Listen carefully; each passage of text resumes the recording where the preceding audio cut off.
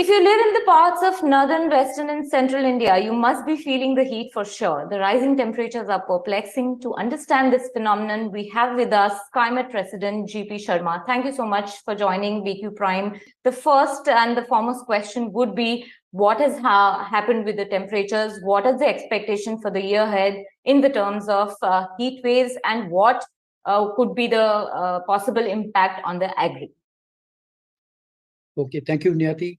The year 2023, I will say, has not started well for us. Firstly, the rains were far and few, even in the winters, which is so essential for many parts, particularly the eastern parts, are drawn just blank this season.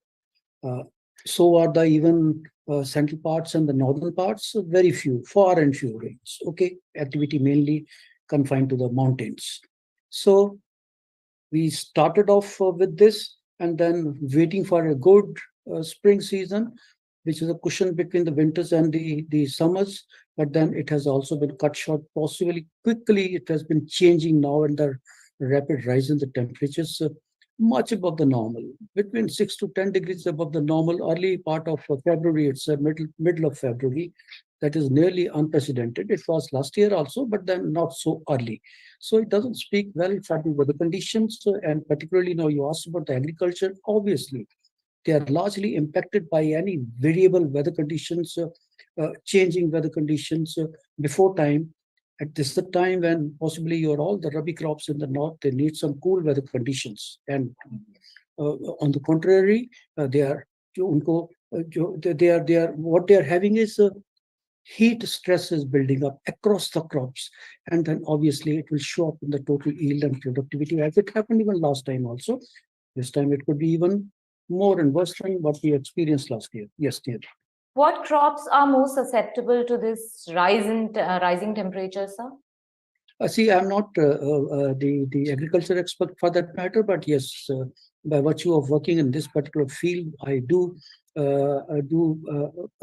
have some knowledge. And then at the moment, the most important crop, which is the wheat crop, that's at stake, and even the mustard and etc.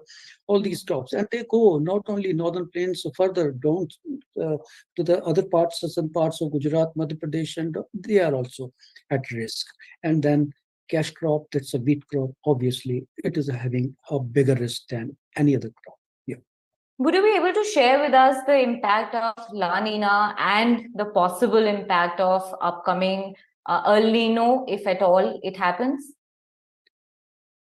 We got used to it by now. La Nina, this is a triple dip La Nina, means for the last 3 years, we're in La Nina conditions. Obviously, it's coming to an end, fading away soon. Soon means in the next about 4 to 6 weeks or so, I expect them to become firstly neutral, obviously, as it happens in the month of April or so, or by beginning of May itself, they should turn neutral, and then thereafter gradually there are indications based on the various numerical models or so that they are building up towards El Nino. This change is very gradual. Okay, the sudden and rapid changes, they are not expected in the sea surface temperatures. Seas are always slow to respond, whether it's a heat or cold, and so is the Pacific. The temperatures are changing. Yes, reversal is being there now.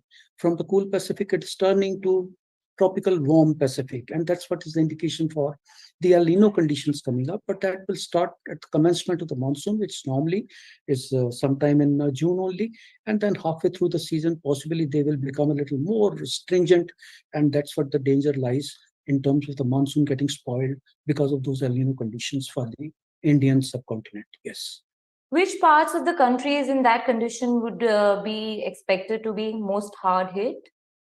El Nino, you see, the impacts largely the northern and the central parts. So it's a minimal effect is there over the northeastern parts, followed by the southern India, South Peninsula, but largely it affects the central parts and the northern parts, which are the agri-bowl for the country as such. Okay, those are the states which contributes a large towards those crops, whether it's Rabi now or we've changed over to Kharif at that point of time. The same impact will be there. Harsher summers can be expected. Rains could be deficit. It could be spatial time distribution. Also could be uh, uh, away from the normal. Okay, so that's what is going to impact at that point of time. It's a little early to give focus for the El Nino. there is something known as the spring barrier, which we are going through now. The reliability of El Nino and the models and all, their predictability at this point of time, it's not very accurate. It's more with the accuracy margins. But then it cannot be denied. The projections are showing that it's coming up. So therefore, we must take it in the positive spirit and prepare for that. The El Nino conditions are building up.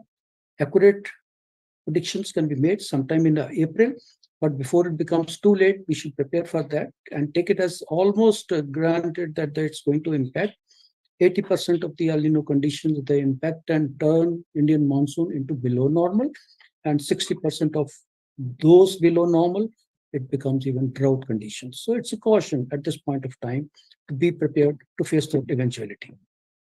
Thank you so much for talking to BQ Prime. It was a pleasure talking to you and understanding the entire phenomena of the rising temperatures all of a sudden. Thank you so much. Thank you.